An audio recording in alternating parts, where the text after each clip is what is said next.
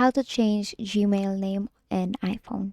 So all you have to do is to go here to your Gmail application directly, and it will look like this. Basically, you will see all your emails there, right? Now, what I want you to do next is on the upper right, you will see your profile icon there. It's actually beside the search in mail. Tap on that, and you will see manage your Google account here. Tap on manage Google account.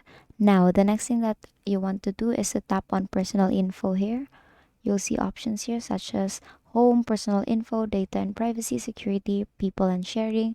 So tap on personal info here and tap on name. If you tap on your name there, you will see here, you'll see a pen icon. That means you can edit your name.